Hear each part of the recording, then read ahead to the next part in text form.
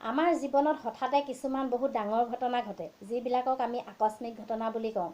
কিন্তু এই ঘটনাবোৰ হঠাতে আমাৰ জীৱনত নঘটে। মৃত্যু ঠিক তেনেধৰণৰ এটা বহুত ডাঙৰ ঘটনা। এই মৃত্যু কিন্তু হঠাতে নহয়।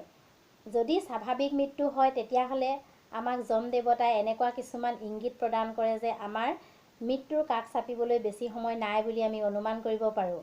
সেই তেতিয়াই যদি আমাৰ কৰ্মৰ বাবে পাপ কৰিলোঁ নে পুণ্য কৰিলোঁ আমি ভগৱানৰ নাম স্মৰণ নকৰোঁ, তেতিয়াহ'লে আমাৰ ভৱিষ্যতে সেই মৃত্যু কেনেকুৱা ধৰণৰ হ'ব হয়তো আমি কল্পনাই কৰিব নোৱাৰিম। আমি একেবাৰে সেই শাস্তি লাঘৱ কৰিব নোৱাৰোঁ, কিন্তু ভগৱানৰ নাম স্মৰণ কৰি ঈশ্বৰক স্মৰণ কৰি আমি সেই মৃত্যু সময়ত পোৱা শাস্তিৰ পৰিমাণ নিশ্চয় কম কৰিব পাৰিম। আমাৰ জীৱনত 3টা পাৰ্ট থাকে। প্ৰথমটো পাৰ্টত আমাৰ কৰিবলগীয়া একো নাই, সকলোখিনি ওপৰলাই কৰে। যেনে ধৰক আপোনাৰ জন্ম ক'ত হ'ব, কেতিয়া হ'ব, কোন মুহূৰ্তত হ'ব, কাৰ ঘৰত হ'ব, কাৰ বংশত হ'ব, সেইখিনি আমাৰ হাতত নাই। সেইখিনি কৰিব নিৰ্ধাৰণ স্বয়ং ঈশ্বৰে। তেওঁহে আমাক জন্ম দিব নিৰ্দিষ্ট সময়ত, নিৰ্দিষ্ট তাৰিখত, নিৰ্দিষ্ট বংশত। গতিকে আমাৰ সেই পাৰ্টত কৰিবলগীয়া একোৱেই নাথাকে। তেওঁৰ ইচ্ছামতে আমি শকত ক্ষীণ হওঁ, তেওঁৰ ইচ্ছামতে আমি ওখ চাপৰ হওঁ, তেওঁৰ ইচ্ছামতে আমি ক'লা বগা হওঁ। সেইকাৰণে মানুহে কোনোদিনে অনুতাপ কৰিব নালাগে।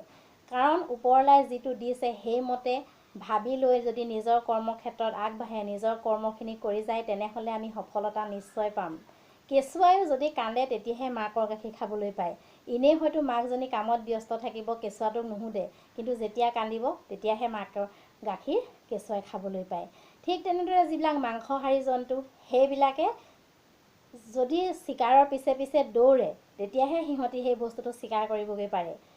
চিকাৰ সিহঁতৰ সন্মুখলৈ নিজে নিজেই নাহে। গতিকে যিকোনো ক্ষেত্ৰত সফলতা পাবলৈ হ'লে ভাগ্যক দিয়াই নাথাকি আমি কৰ্মক্ষেত্ৰত আগবাঢ়ি যাব লাগিব, তেতিয়াহে আমাৰ জীৱন সফল হ'ব। আৰু আমাৰ যিটো লাষ্টৰ পাৰ্ট, 3টা পাৰ্টৰ ভিতৰত যিটো লাষ্টৰ পাৰ্ট, সেই পাৰ্টটোতো আমাৰ কৰিবলগীয়া একো নাথাকে। সকলোখিনি স্বয়ং ঈশ্বৰেই লিখে। তাত আমাৰ কেতিয়া মৃত্যু হ'ব, কেনেধৰণৰ মৃত্যু পাম, আমি মৃত্যুৰ সময়ত আমি কি শাস্তি পাম, সেইখিনি আমাৰ হাতত নাথাকে।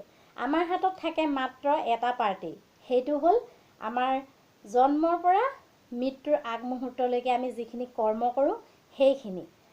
আমি যেতিয়া মাতৃৰ গৰ্ভত থাকোঁ তেতিয়া ভগৱানৰ ওচৰত, প্ৰভুৰ ওচৰত আমি প্ৰাৰ্থনা কৰোঁ, এইখন আমি কি দুনিয়াত আছোঁ, ইমান অন্ধকাৰ দুনিয়াত, প্ৰভু জন্ম হোৱাৰ পাছতে তোমাক স্মৰণ কৰিম, এই দুনিয়াৰ পৰা আমাক সোনকালে উদ্ধাৰ কৰা।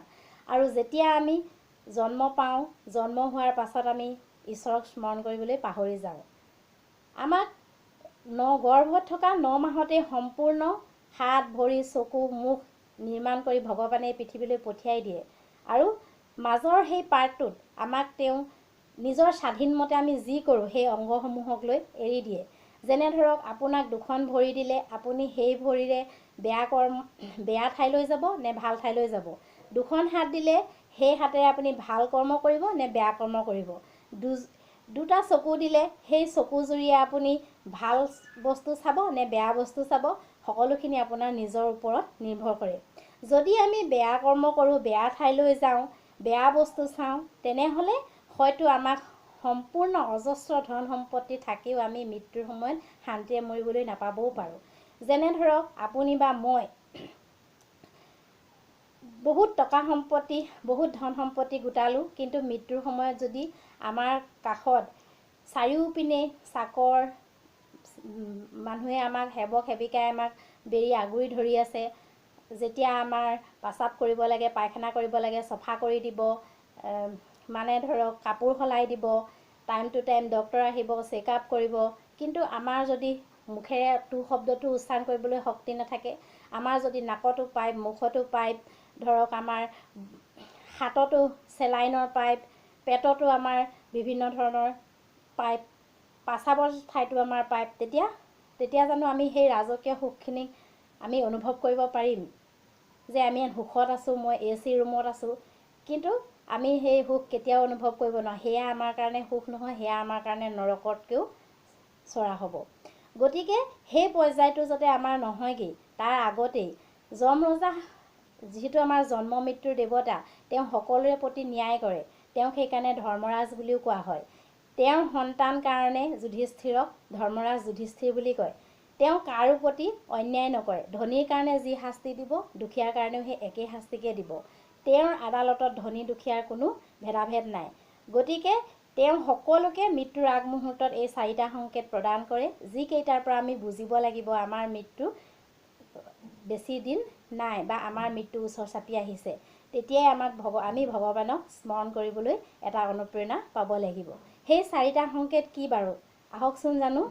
প্ৰথমে আমাৰ চুলিখিনি আমাৰ সৌন্দৰ্য, কিন্তু এই চুলিখিনি যেতিয়া আমাৰ বগা হৈ আহিব, মানে ধৰক পকি আহিব, তেতিয়া আমি বুজিব লাগিব যে আমাৰ আৰু বেছি দিন নাই।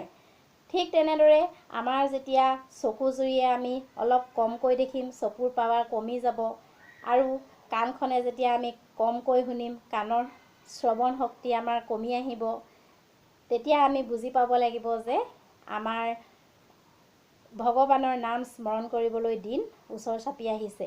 আৰু ঠিক তেনেদৰে লাষ্টত আমি যেতিয়া পোন হৈ খোজকাঢ়িব বিচাৰিলে পোন হৈ খোজকাঢ়িব নোৱাৰিম, পোন হৈ শুব বিচাৰিলে শুব নোৱাৰিম, মানে আমাৰ ৰাজহাড় যেতিয়া ক্ৰমান্বয়ে বেকা হৈ আহিব। কেতিয়াবা কিছুমান বুঢ়া বুঢ়ী মানুহক ডেকা গাভৰু মানুহবিলাকে প্ৰায়ে কয় পোন হৈ খোজকাঢ়, পোন হৈ শু, কিন্তু নোৱাৰে কৰিব, যিমান চেষ্টা কৰিলেও লাখুটি এডাল হ'লেও ল'বলগীয়া হয়।